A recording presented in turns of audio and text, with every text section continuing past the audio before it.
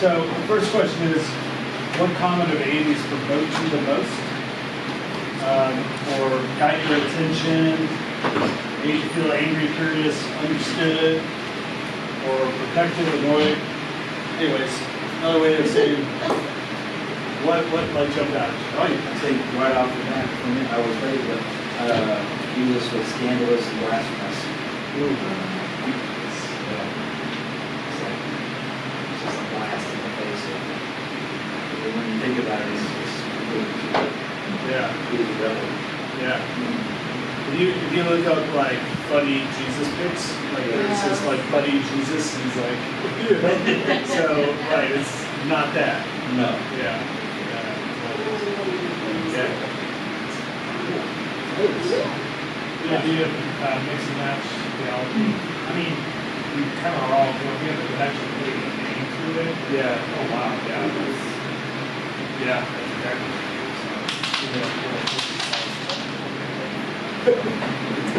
So mixed match theology. Write some of these down. So scandalous Jesus. Go less, something like that. I can spell, just not in front of people. But you get the idea. Mix match theology. What about others?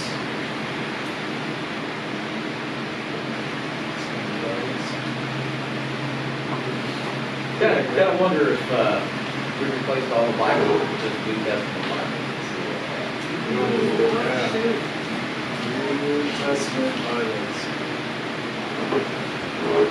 Yeah, did you read the book? You read the book, right? Yeah. Yeah. Most of it. You're to read the book at the end. Andy makes a proposal, and he's like, it'll never happen. But he's just like, what if we put the New Testament first, and then the Old Testament? Right? I mean, because the case that he's making is that it starts with the New Covenant. It's darn right confusing if nobody ever teaches you. Open up a book, where do you start? In the beginning. Yeah. Right? And like every other book I've read, you kind of read in a linear fashion. There's not a 400-year time gap, or anything like that. So, yeah, that's an interesting thing. Yeah. How about now? Others? Yeah. It talks about Christianity being weaponized.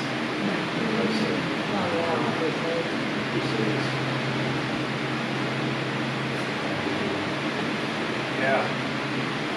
Which is a huge part of our history. And if you tried to do this with just the New Testament, it'd be pretty hard. You probably can leverage part of Revelation if you misunderstand Revelation. But if you go Old Testament, oh yeah, eye for an eye. Yeah. The book of Joshua, oh yeah. It's gory. Worse than the Lord of the Rings. Or what Game of Thrones. Yeah. Okay. Anybody else want to throw one up there before we go to question 2? Sarah? The thing that stood out to me was the new communicator. New, replacing. That was before the computers started freezing up. So I think I was out when he said that. Did he do the bit about your iPhone? Couch United. Oh, Couch United, yeah. Maybe one of his other teachings is like, you like go to the store with your phone, and it's your phone, it's what you're using, it's working for you, but then when you get the new phone, what do you do with the old phone? You don't. It's replaced, right? And so that idea that the New Testament has replaced something in the old is a powerful, scandalous, controversial, big idea. Some of you might have been there when I preached and I opened up with the question, as a Christian, as a Jesus follower, are we required to follow the Ten Commandments? I mean, I would say yes. Yeah. And the answer is, if you believe what Andy is trying to get at, the answer is no. No, we're not. We are people of the new covenant. The Ten Commandments are like the table of contents of the Old Covenant that lead to how many overall laws? 613, right? And those don't apply to us because we're not the nation of ancient Israel. So maybe in a moment I'll get into the covenants in the Bible and see where this goes. But that's a provocative, controversial idea. Now it doesn't mean we're left off the hook because, read the New Testament. Josh. I'm not just using it as more like moral guidelines, not necessarily following, you must follow this, but just morally. Sure. Yeah, I think what Andy would say, and I guess here's what I would say, is that we don't need them. Because if we actually lean into the teachings of Jesus, his standard's actually way higher. So in the beginning of the Sermon on the Mount, once you get through the Beatitudes and then a statement about us being salt and light and these sorts of things, he goes into, there's these 6 statements where he's like, you've heard it said, but I say it. And he's commenting on the Torah, on the Old Covenant, 10 Commandments, whatever. So it's like, you heard it was say, don't murder. I say if you're even angry at your brother and sister. Right? You heard it said, don't commit adultery. I say if you even look at it. Right? You even look at somebody the wrong way. Right? And he is raising the bar.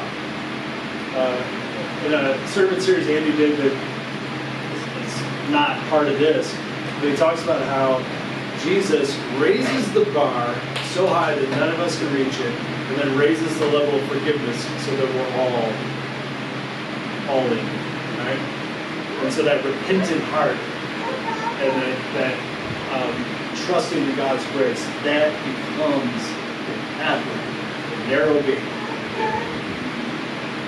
It's hard, right? So, not to say the 10 Commandments are bad. I think not murdering and not stealing, and, I think that they're good. They're just the backdrop to something better. That's the big idea. It's controversial and scandalous. Downright offensive. And it's our tradition. But good question. That's really good. Early in the video segment, Andy said that despite his strong opinions on how we perceive the Old Testament, he's not discounting the importance of the Jewish scriptures. Andy's actually trumpeting the perspective Jesus himself holds. Before looking up the verses in question 3, what do you think was Jesus' perspective on the Old Testament, Old Covenant, Hebrew Bible law?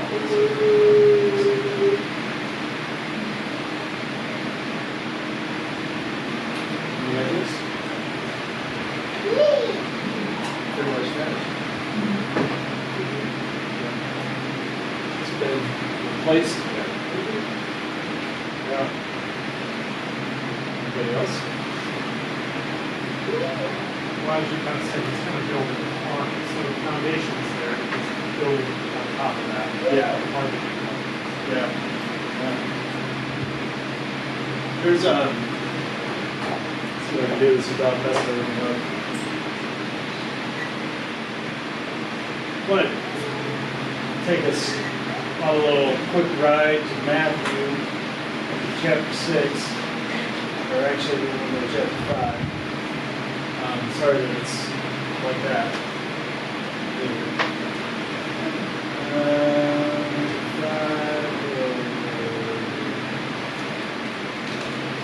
Oh, we're Mark. Where did you go? Come on. Matthew chapter 5, the Sermon on the Mount. So he says a bunch of really awesome stuff in the beginning, more awesome stuff. Then we go over here. Don't suppose I came to do away with the law and the prophets. So that's his way of talking about the Old Covenant. I don't know if it's my phone is got a bad port. It says, I did not come to do away with them, but to give them their full meaning. Oh, this translation is awesome. It's not what you would normally encounter. Oh, there we go. There you go. Now, let's go to the NIV, which is the most familiar to most people. Don't think that I've come to abolish the law and the prophets. I've come not to abolish them, but to fulfill them. For truly I tell you, until heaven and earth disappear, not the smallest letter, not the least stroke of a pen will by any means disappear from the law until everything is accomplished. Alright, so if you wanted to make a counter argument to this idea that Jesus is replacing stuff, this would be a great place to go. On the surface, it's like, whoa, whoa, whoa. Nothing's going to disappear, not even the smallest letter. Not even the little ones. Right there, right? It's all going to stay. Until when? Until what? It's all accomplished. Right? What is he talking about? Is what? Yeah, right. The real answer is we don't know. Okay? But scholars, people that write on this, they look at this and they think, well, on the cross, he says it is finished or it is accomplished.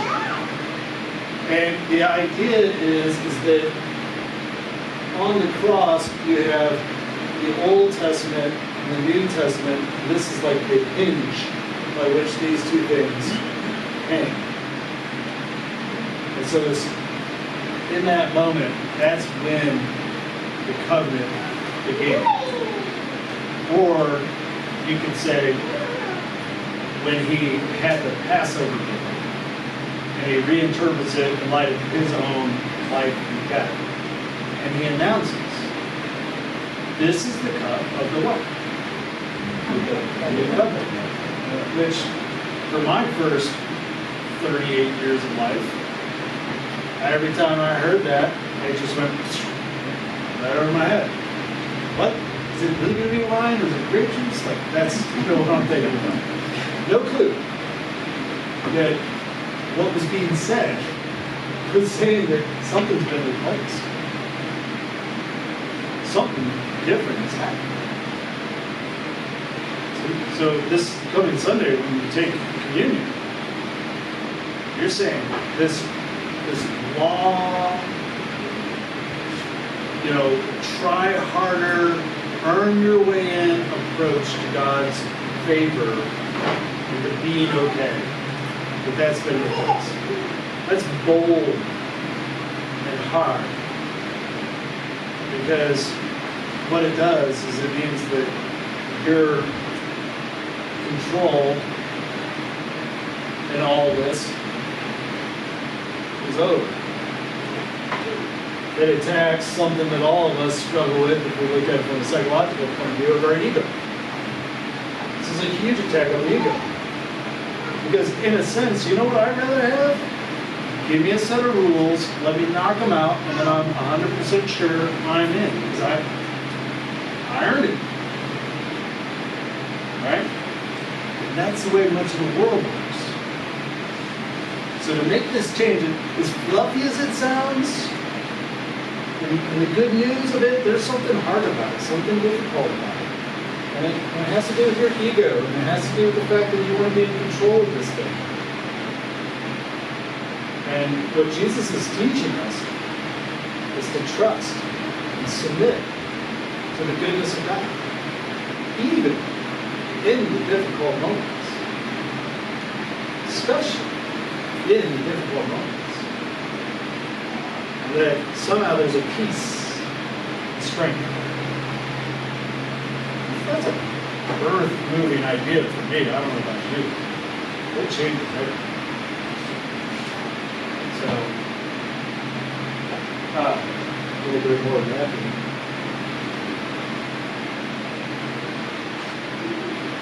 Therefore, anyone who sets aside one of the least of these commands and teaches others accordingly will be called least in the kingdom of heaven. Whoever practices and teaches these commands will be called great in the kingdom of heaven. That's a little confusing. For I tell you, this is the part I like, unless your righteousness surpasses that of the Pharisees and the teachers of the law, you will certainly not enter the kingdom of heaven. Anybody know who the Pharisees are? You do? Okay. They're the Pharisees. Were they the enforcers of the Jewish law? Okay, good. So they're religious folk. So they're somehow attached to the Jewish law. And enforcers, that's actually a great term, right? They're Jesus's main opponents. So the storyline of the Pharisees is that when there wasn't a temple, right, there was a period where the temple was destroyed. And so if we don't have a place to go to, what do? Well, we gather in homes and in marketplaces, and we still have the law. And so they cling to the law. And this form of Judaism develops in the exilic period, during the exile in Babylon, that is based on obedience to the law. When the Pharisees come out of that movement, they become very zealous for it, and their belief is that if, like, all of you would just be obedient to the law, like the rest of us over here, so if you all would get your act together, like us, then God would finally overthrow these gosh darn Romans, and we would have our nation back, and things would go well for us. And so what we're going to do is we're going to send out from Jerusalem, and we're going to impose the law on all of you, make you feel guilty. And they were known for taking some of the portions of the law that were meant for the priesthood, like this obsession with washing hands. If you read the Gospels, there's all this stuff about that. And they impose that on the common people. Right? It was very outward focused, it's very rigid, it's very following these sets of rules, and they're clearly defined. And that's a form of righteousness. But Jesus wants us to have a righteousness that surpasses that way of being in the world. I follow?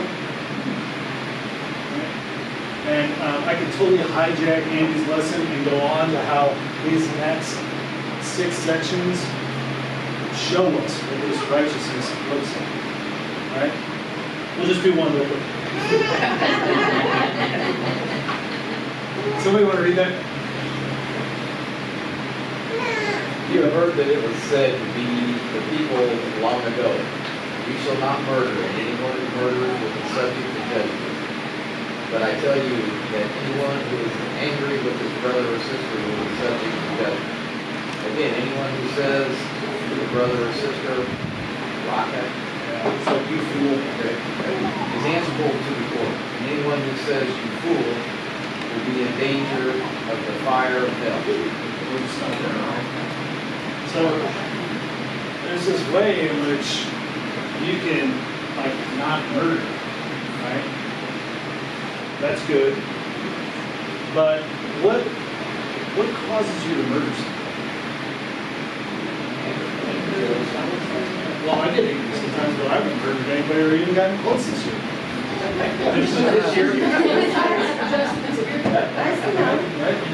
Right? So we all have anger, but something is wrong with your heart.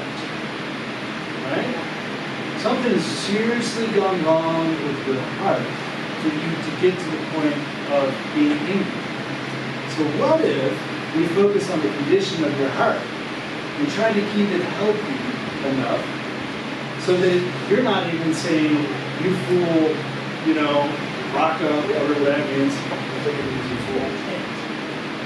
With contempt.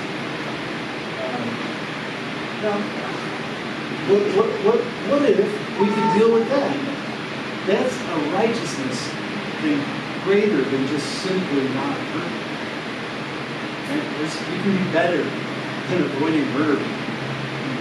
You can learn to forgive people. You can learn to bless people. It's not about just avoiding things. It's about becoming this different kind of person. So righteousness greater than that of the Pharisees. The best rule followers of all time. But, what does rule following do to you? What does it do to you? Makes you either feel, makes you rigid, makes you prideful, I can follow the rules, right? You're just a secret government. Yeah. And so when rule following is so paramount and you fail at it, what do? Beat yourself up. And you engage in this wonderful thing called blame. Right? It's not my fault. Workarounds. Or a theme from last session, hypocrisy. Alright? You know, you figure out a way to make it like, well, there's a reason why I didn't. And all them, terrible. Right? It leads to a certain place. You play it out. Okay.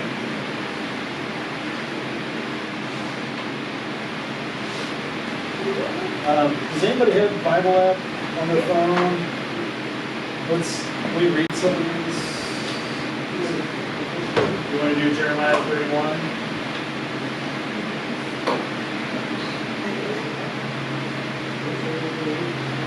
So look at Jeremiah 31. And then I'll read these.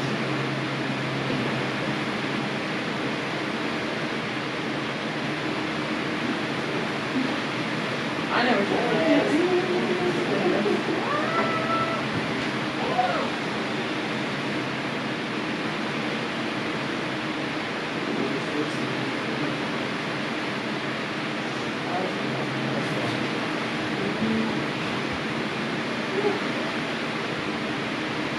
You got it? Go ahead, read. The time has come, declares the Lord, and I will make a new covenant with both Israel and Judah. They won't be like the covenant made with their ancestors when I took them by the hand, to lead them out of the land of Egypt. They broke that covenant with me, even though I was their husband, declares the Lord. No, this is the covenant that I will make with the people of Israel after that time, declares the Lord. I will put my instructions within them and engrave them on their hearts. I will be their God, and they will be my people.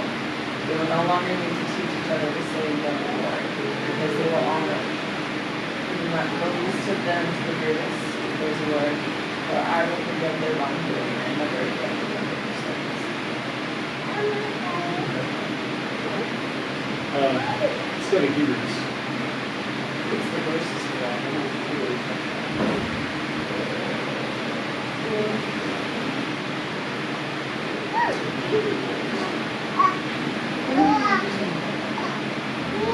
The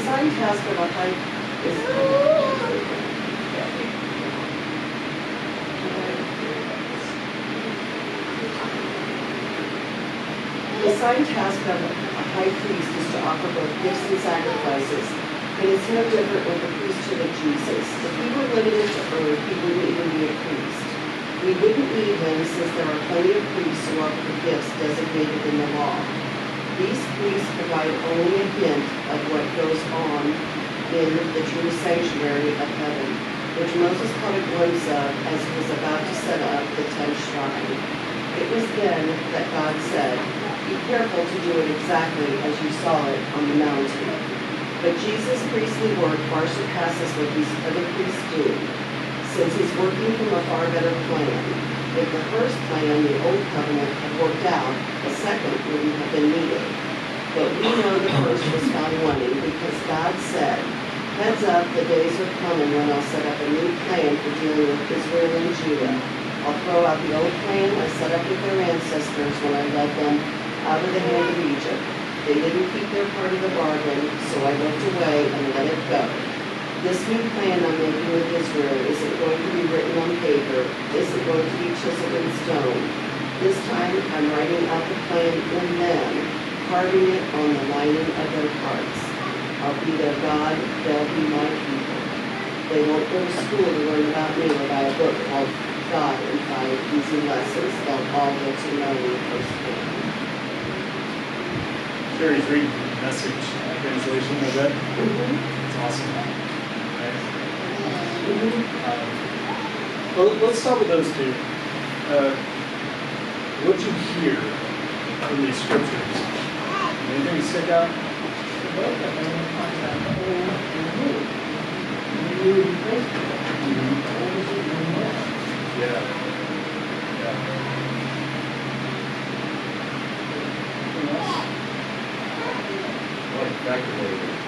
carved in, carved in your heart, not read to you or put on a stone tablet or whatever.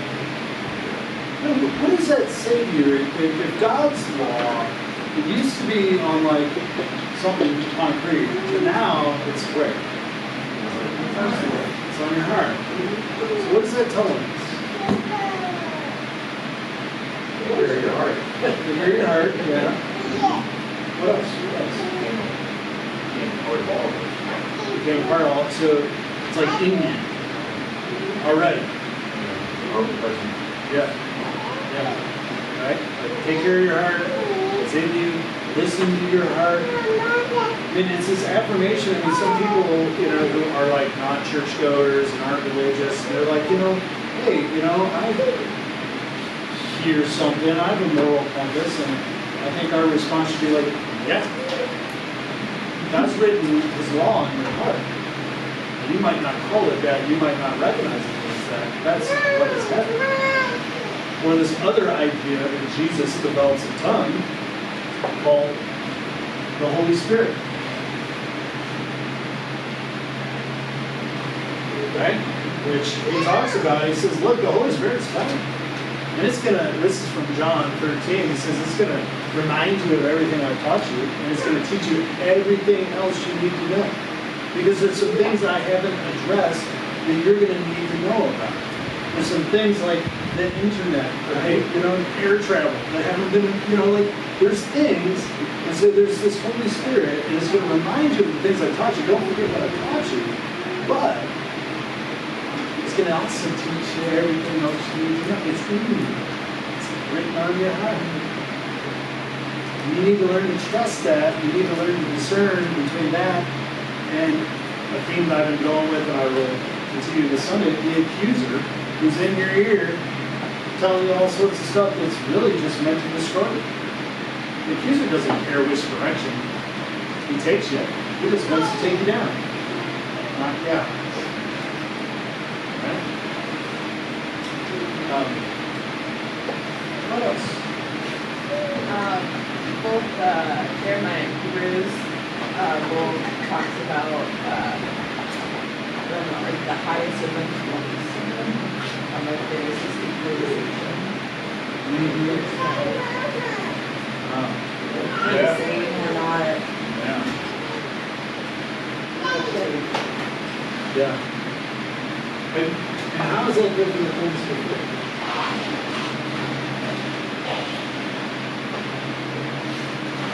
If it's now a level playing field, what was it before? Hierarchy. Yep. Do you know about how the hierarchy went? I can't tell you what it is. Those Pharisees are up there. I know. Well, right. I mean, there was. It's not rough.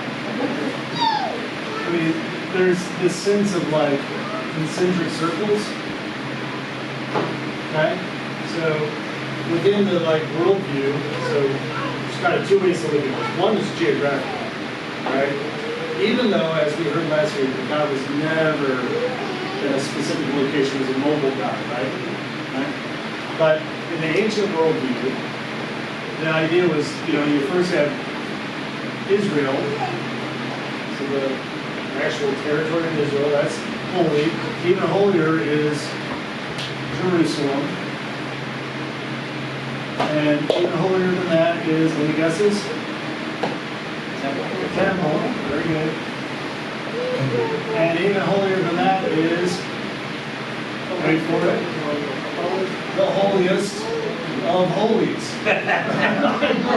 It's almost like a joke, right? But I mean, right? That's what it was called, holiest of holies. And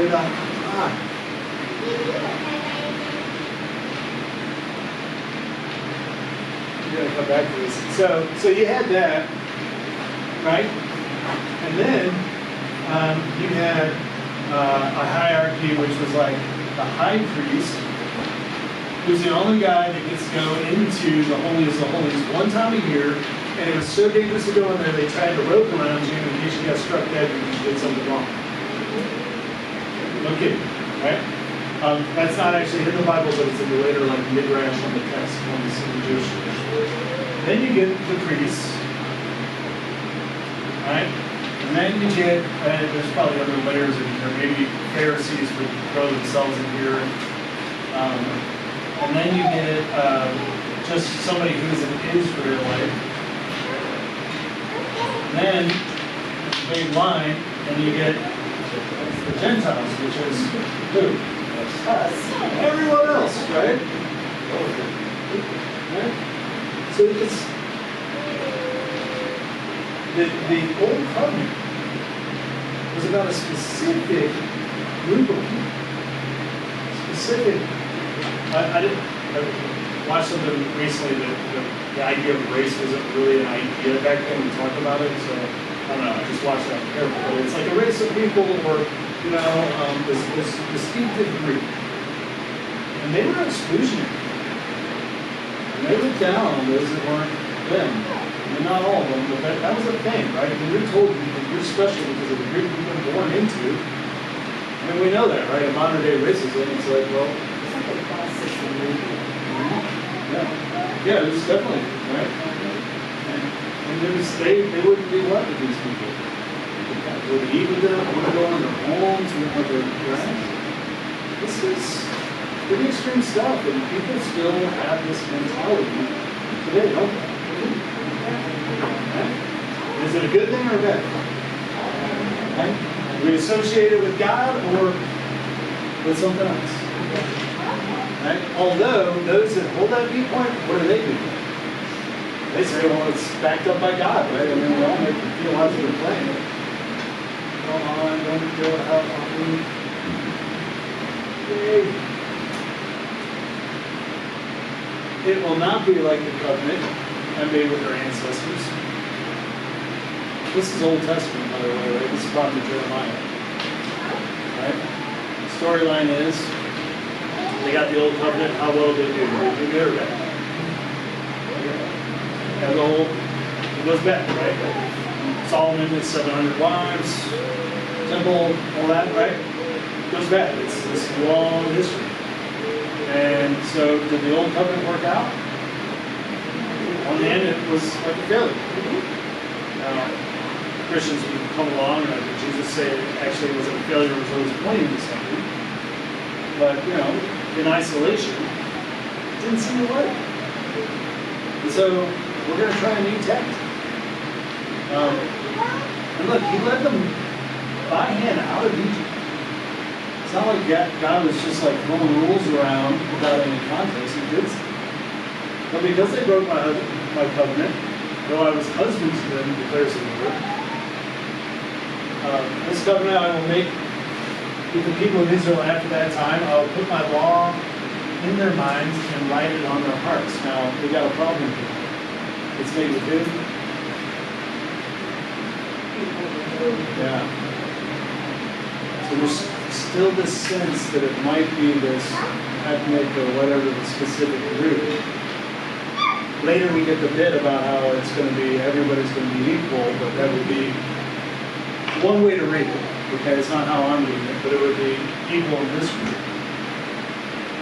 When the Apostle Paul starts spreading the gospel to these good-for-nothings,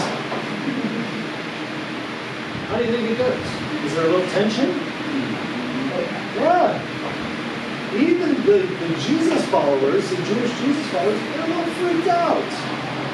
But if we understand the context, we understand why. And so in our church, when we got this group, which is the people that are already here, and then some new people start coming that are a little bit different, maybe not in our church, but in churches, there's normally an tension. That was the story in the early church. Right? Okay. And we have this thing here called the Next Steps Lunch. And we do pretty good with it. But a way for us to like mimic the early church and its problems would be like all those that have been here since, like the beginning of 2019, they sit in one spot, and all those that came before them, they won't sit with those new people. They stay to themselves, and they just stay separate. Some of you might not know this. few of you do, this church is a product of a merger of two churches, 1962. Right? And churches typically, when they do that, they struggle. Like the Trinity folks say to the Trinity folk and the Second Lincoln Congregation citizens, right? These are the real things. Hit this and we'll move on. This is so good. No longer will they teach their neighbors, say to one another, know the Lord, because they will all know me, from the least to the greatest. And then, how's he going to deal with sin? Unilateral action by God. I will remember those things and all that. Yep. White clean, Harry. Yeah. First time in your life, you're sitting thick and span. Right? Yeah. So, I mean, it's like we all have stress around, like, will I go to heaven? And what if I get up to the pearly gates, right, as the big jokes always have it, and St. Peter's there. And there's like a list of your wrongdoing. We're all terrified about that at some sort of existential level. Right? And this is saying that, it's the one thing. And there's this tension point, actually, that, like, God knows everything you've done. And someday you're going to have to face the reality of that.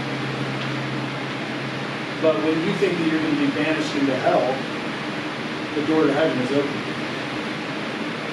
Welcome in. That's a little bit of Scott's processing of this stuff. All right? And to take that a little bit further, this is just my own stuff. I think that if you haven't built within your character a trust in the grace of God, it is quite possible that though the doors of heaven are wide open for you, you will walk straight into hell.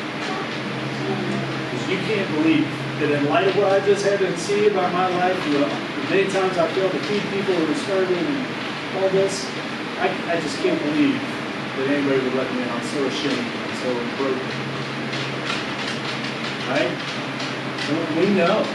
Because maybe you struggle with this, maybe you know somebody who, you've done something, and forgiveness has been offered, yet you can't receive it. And the other person's fine. The other person wants relationship. Yet you can't let go of it yourself. Holding on to it and says, believe in the relationship, and you can't have the joy that's there. And this happens in the meetings all the time.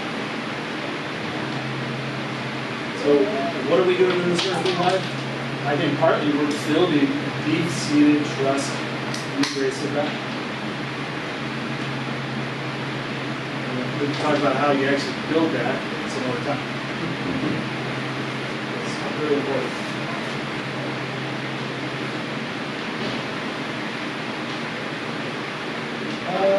Let's go on 5.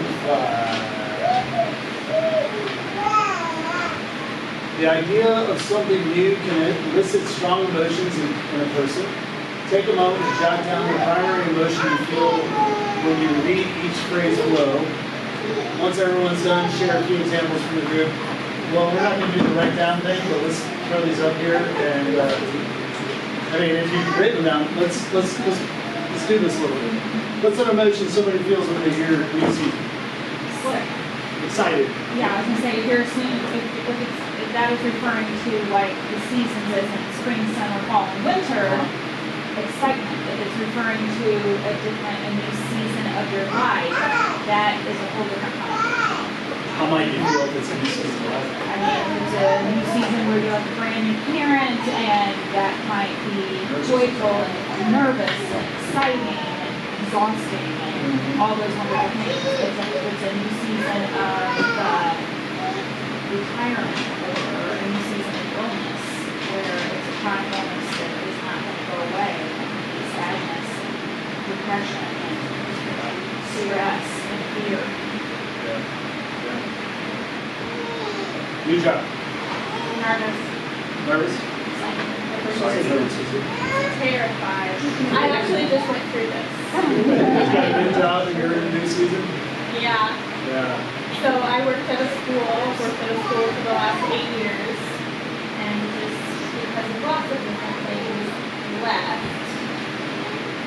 paid through the end of July, knew I had a job, but didn't start it till the beginning of September.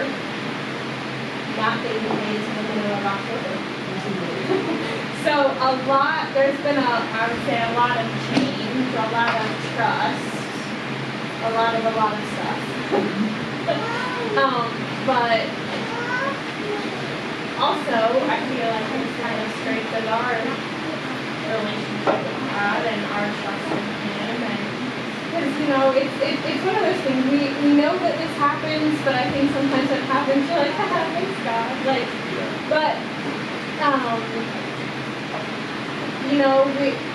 I'm like, I'm gonna try for this new job. What do you think about this? And at first we freaked out slightly, and then it's like, oh, that money I was only supposed to make through the end of July, we've spread till now. So, just those little things where God's like, oh, here, have this, and oh, trust me about this, and yeah. So terrified, but also exciting and building that deep seated trust in Him, most definitely. Learn how fear and trust. Yeah. I think you lose a little bit of your confidence if you work 8 years, or 12 years, or 19 years doing this, and you know this job inside and out and backwards, then for whatever reason, you're moving on to the next step, and you bring all that knowledge with you, and the organization, and everything that was part of job A, and now job B only needs half of that, but the other half is a whole bunch of new stuff. It could be technology, it could be learning how to place new orders, or take new inventory, whatever the new part is. Yeah. So you have all this confidence on job A for 12 years, and you're like, oh crap, what do I do now? Because this is what I used to do, and I'm really good at what I used to do, but now I'm like a new person, and I am not stupid, but I don't know job B yet. And that takes a while to get your confidence back up. What about a new car? Woo! That's great until you get to pay for it. Andy is But I'm always a little nervous about it because I don't have the feel of it yet. Yeah. Kind of thing. Worry about someone hitting the parking Oh, lot. yeah. you know what you're doing. You take up 2 spots, you're that guy. Now, what about new information?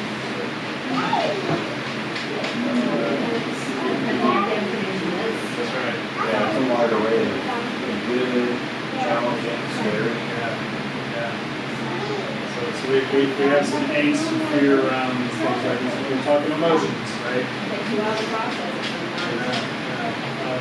Does anybody want to comment on anything that's up here?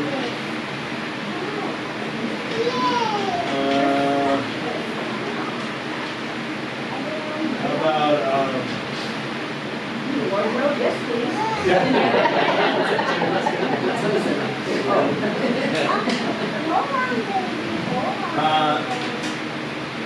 new challenge?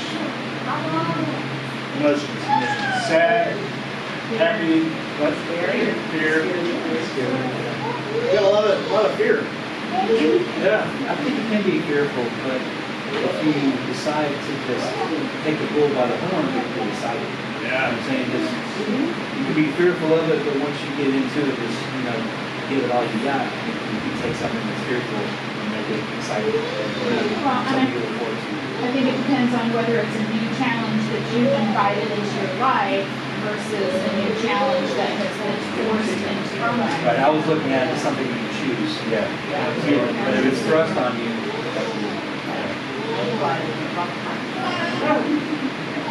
Somebody read this paragraph. New things don't generally bother us, Andy noted in the video, until we realize new means letting go of old.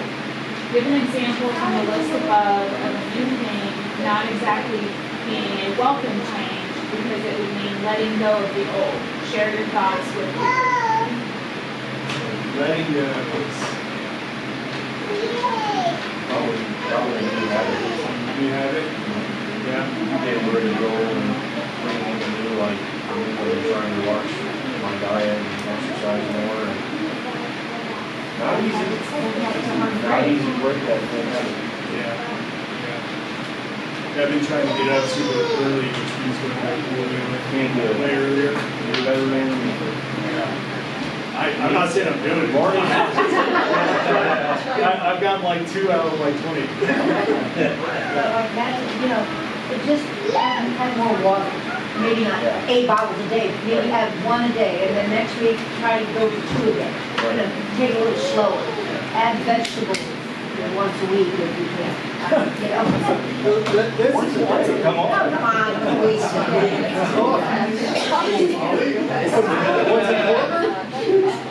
I think that comment though actually links to something where I think Andy's going with this, which is how does Jesus announce the new covenant? Is it incrementally or is it like all at once? All at once. Yeah, right? And it's thrust. And it is like, it is here, boom, Yeah, there's no adjusting. The old is done, the new is here. Deal with it. Yeah, people respond well to that statement. Yeah. Although what's interesting is that actually some people respond really well because they had saw that the old wasn't working, right?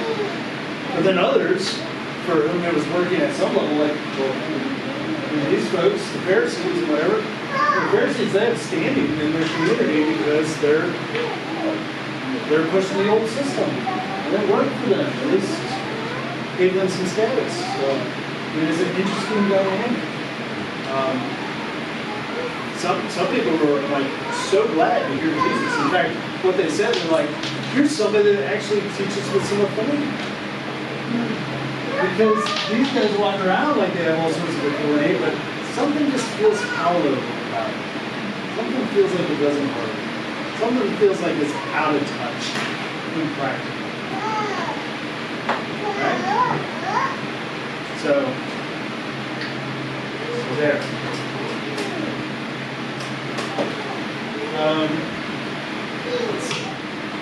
When Jesus arrived on the scene, the Jewish people who encountered him had a definite emotional response. They would have filled the blank in this way. Outrage. You're starting to understand why Jesus got himself killed, right? Man, I think it was in the first video that Andy makes the point of like, when he comes and he says there's something greater than the temple here, we all read right past that. Oh, okay. But when he said that those were fighting words. Yeah, and they understood the implications, right? What's interesting is, I've been exploring this a whole lot, but I mean, it makes sense. It's like, these people, especially the Pharisees, these guys are the Bible nerds. Okay, I think of them as like conservative evangelicals sometimes, like the super preaching kind of deal. They know their text. And so they would have known the Jeremiah prophecy. They would have known Jeremiah 31. They would have known about the new covenant. Right? And they would have understood that it meant this new place.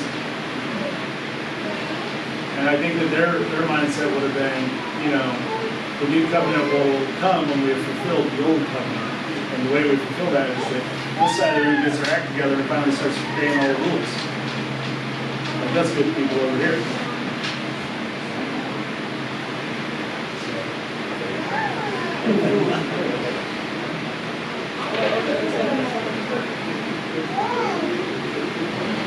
Okay, we got 15 minutes. Let's talk about the Passover. What do y'all know about the Jewish Passover? Okay. Simply it's one. What do you got, Paul? Didn't this come after the locust and the rain of fire and all the things that Moses helped usher in to let his people go? Yes. The firstborn son, the firstborn child or son, whatever it was, they die and all that, and then this was God's direction to paint the blood of a lamb over there on the lintel, on the doorway. That would signify that they're protected from this last plague. Yep. A plus. I'm removing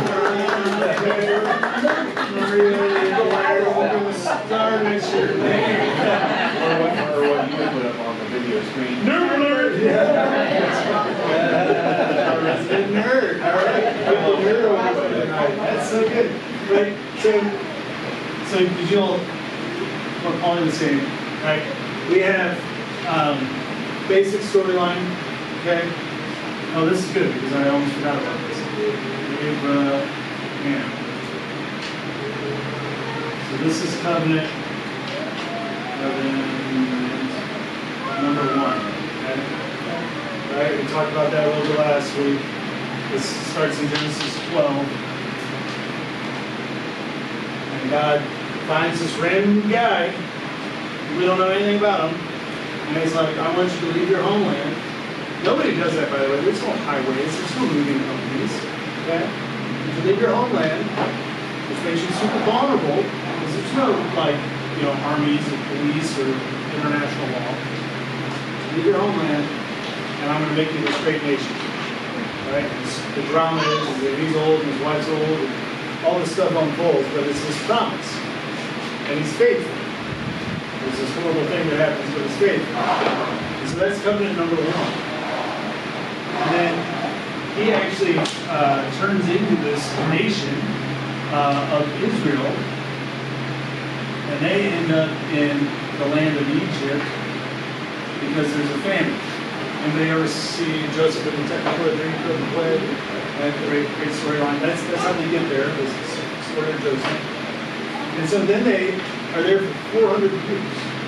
And they become enslaved because they become so numerous. The Pharaoh's worried that we got this nation with us and they become big, and so they're enslaved. And that's where we get our guy Moses, who, fun fact, is a murderer. One of the early stories, he goes into a fit of rage. Remember that Jesus thing about watch your heart? He goes into a fit of rage and murders somebody, buries him in the sand. People find out he goes off into hiding for 60-something, lots of time. Burning bush, all that comes back. Very Charlton Heston moment, let my people go. Pharaoh's like, yeah, right, who are you? And then we get this series of plagues, and there's bugs and locusts, and there's all this fun stuff. And then the final one is this Passover where the angel of death is going to come to every household in Egypt and take the firstborn. But he's going to pass over the houses of the Israelites when he sees the signal. What's the signal? The blood of the Lamb. Okay? So we got, this is such a key idea. The blood of the Lamb is what saves you. Now, tonight, if you want something just exhilarating, read the book of Revelation. Right? Easy reading. What you'll find is a whole big deal made out of this, and the Lamb is this fella that we know of as Jesus Christ. And this Jesus Christ person, through his sacrifice, through the blood of this new Lamb, this Jesus Christ, that is what has defeated you. For those of you that missed the Revelation series last year, this idea that there's going to be this big battle at Armageddon, there's going to be the final showdown, and Jesus is going to show up as Rambo Jesus as we all want him to be. That's a bunch of nonsense. Read the book of Revelation. It's one line, and there's Armageddon. And when the battle, the showdown happens, Jesus shows up, and he's covered in blood. Whose blood is it? His own. And he has a sword, but it's out of his mouth. It's a metaphor. And before the fight actually happens, Satan's defeated. There's no punches, nothing. He's already defeated. How did he get defeated? Well, it's because the blood of the Lamb on the cross, that's the theology of Christianity. It's already been taken care of.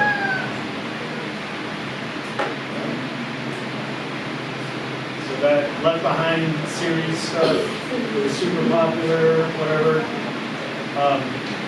Just to say it lightly, I think it's nonsense. But there's smart people who wrote it and they're coming here and presented a really good challenge. I'm like, ah! You know, and then I have to do my homework. And so Fun series. yeah, it's fun as long as you don't, but I mean, what it was passed off of as being this like real thing. Right? And that there's going to be this rapture someday, and I find that theology very suspect. Anyway, I'm getting off track. Backwards or something. So big event in the life of the Jewish people. Big event, right? And would little Jewish boys and little Jewish girls know about this? Why? Yeah. Because they're mandated in the law to celebrate it. How often? Every year. Like we do Christmas. You know what I mean? Everybody celebrates the Passover. Even the ones that are not particularly religious. Like, it is a love thing. That's where, I love Andy's bit. He's like, they like your pastor coming on, they're like, from now on, we're not going to celebrate Jesus' birthday on Christmas, we're going to celebrate mine. Right? It'd be like time to call the Looney Bin. But that's what Jesus did. Which goes back to Harry's scandalous Jesus. So this is a big deal. Because this is also, the Passover was the catalytic event that set the Israelites free. Okay? It was after this 10th plague that Pharaoh was like, finally I had enough. Go. It sets them all free. It leads them to be established as a people. Okay? So, if that was a catalytic event that sets the people free and establishes them as a people, and then Jesus takes the Passover meal, and right before his death, he reinterprets his life and ministry as the inauguration of the new covenant. It is the event that does what for us? Sets us free and establishes us as a people. Right? So we don't celebrate it once a year, we celebrate it once a month. But like most people, we don't have the context. So it's kind of like, oh, it's the bread and juice day in church. I know some of you, it's a much more sacred thing. Growing up, nobody ever did this. Oh my gosh. Yeah. Cool, huh? It's all tied together. It's so good. Way better. Way better.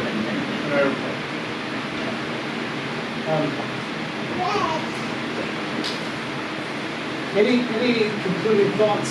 We have 5 minutes that the Al-Anon folk are going to be here, so we put on time.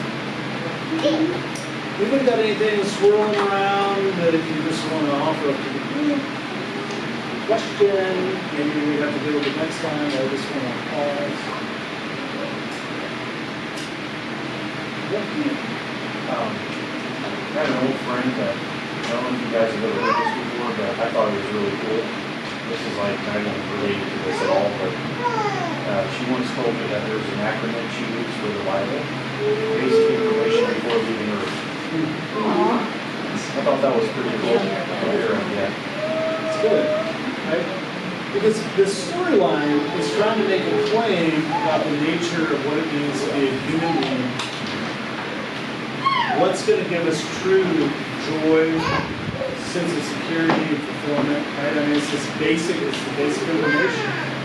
And we've kind of been told, and we all think it's about, I got to, follow the rules, but it's got to be the right set of rules, and the Baptists say I can do this, and the Methodists say that, and the Catholics, and then there's these other, it becomes really, really confusing. But it's pointing to something else. Something else. And he had something at the very end. Let's see if I can find it.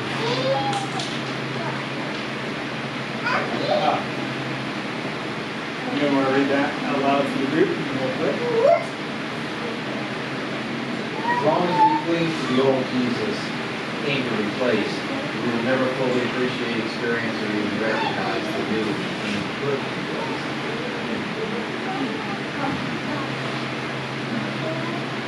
The consequence to hanging on to the old. Let's pray. Gracious Lord, we thank you for this gathering of people. We want to know what it means to follow you, Lord. We're all co-journeyers. We're all trying to learn and follow. And Lord, you're seeking the transformation of our hearts. So help us to lean in and to truly hear the good news about your grace, about the new covenant, about this new and better way to be. Let us hold it with humility and confidence. In Jesus Christ's name we pray. Amen. All right.